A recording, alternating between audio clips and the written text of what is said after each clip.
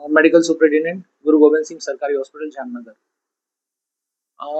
આપણે સૌ જાણીએ છીએ કે ફરી એક વખત એક ઇબોલા વાયરસની આફ્રિકામાંથી જે ઉત્પત્તિ થઈ છે તેની એક થ્રેટ બધા પર છે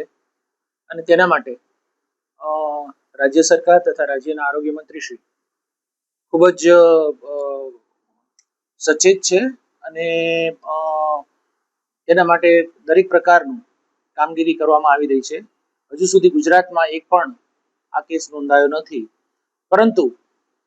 as a part of prevention Jamnagar ખાતે પણ આજે દરેક વિભાગના વડા, મેડિસિન વિભાગના વડા, નોડલ ઓફિસર, જિલ્લા આરોગ્ય અધિકારી, મ્યુનિસિપલ આરોગ્ય અધિકારી દરેકની એક મીટિંગ બોલાવવામાં આવી છે કે જેની અંદર પ્રિવેન્શનના ભાગરૂપે શું થઈ શકે તથા આ અંગેની, આ વાયરસ અંગે જો કોઈ પરિસ્થિતિ ઊભી થાય તો તેના માટે ડોક્ટર્સ, નર્સિંગ સ્ટાફ દરેકને કઈ રીતે ટ્રેન કરવા અને એક અલાયદો વોર્ડ ઊભો કરવો તેનું આયોજન કરવા માટે આજે એક મીટિંગ રાખેલી છે. ઇબોલા વાયરસ સામાન્ય રીતે તાવ, સ્નાયુનો દુખાવો, માથાનો દુખાવો, ઉલટી આવા બધા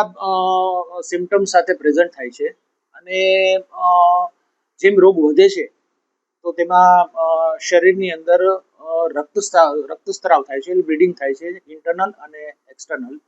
તો એ રીતે ઇબોલા વાયરસ ઘણો ખતરનાક છે, પરંતુ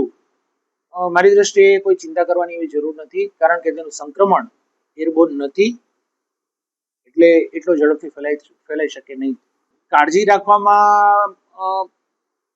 કોઈ એવા દર્દી આપણી આગળ છે નહીં ગુજરાતમાં,